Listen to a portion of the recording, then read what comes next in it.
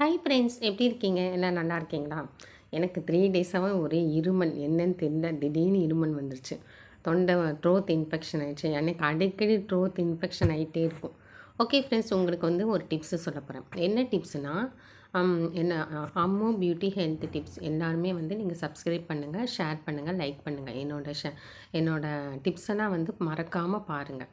இப்போ வந்து நான் ஒரு டிப்ஸு சொல்ல போகிறேன். அதாவது குழந்தைகளுக்காக ஊட்டச்சத்து வந்து அது வந்து குழந்தைகளுக்காகவே நான் இப்போ வந்து நான் சொல்ல போகிறேன். ஊட்டச்சத்துக்கோசம். அந்த ஊட்டச்சத்தில் என்னென்ன இருக்கோ அது எல்லாமே வந்து வரிசையாக வந்துகிட்டே இருக்கும் என்னோடய டிப்ஸு. அதனால் நீங்கள் சப்ஸ்கிரைப் பண்ணால் தான் என்னோடய சேனல் உங்களுக்கு தெரியும். ஓகே ஃப்ரெண்ட்ஸ்,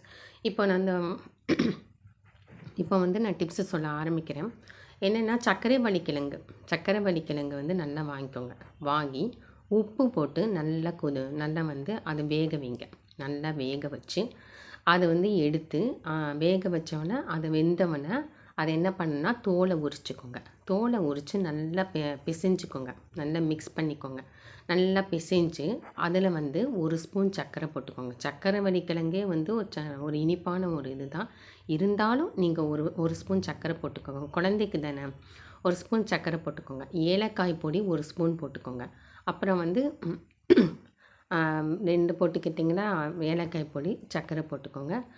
இதெல்லாம் போட்டு நல்லா வந்து கலக்கி விடுங்க. நல்லா கலக்கிட்டு நீங்கள் பூரணமாக பண்ணுவீங்களா, நல்லா பூரணமாக பண்ணி அந்த சர்க்கரை வள்ளிக்கிழங்கை வந்து நீங்கள் நல்லா தோலை உரித்து நல்லா பிசைஞ்சுக்கோங்க.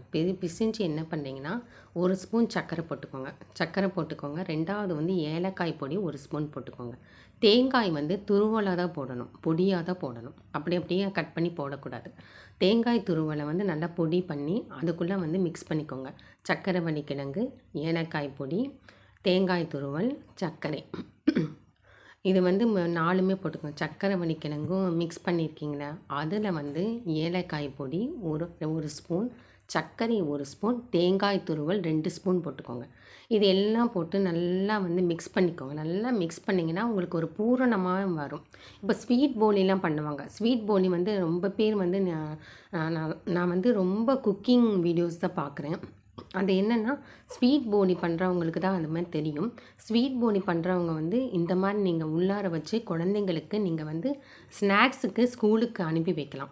இது வந்து என்னென்னா, நல்ல ஊட்டச்சத்து, நல்ல பலம். அந்த குழந்தைங்களுக்கு நல்லா படிப்பாங்க, நல்லா வந்து சுறுசுறுப்பாக இருப்பாங்க. ஓகே ஃப்ரெண்ட்ஸ், இது உங்களுக்கு பிடிச்சிருந்துச்சுன்னா லைக் பண்ணுங்கள், கமெண்ட் பண்ணுங்கள், சப்ஸ்கிரைப் பண்ணுங்கள், என்னோடய சேனலில் ஷேர் பண்ணுங்கள். தேங்க்யூ. இன்னும் வந்து டிப்ஸ் எல்லாம் காத்துட்ருக்கு.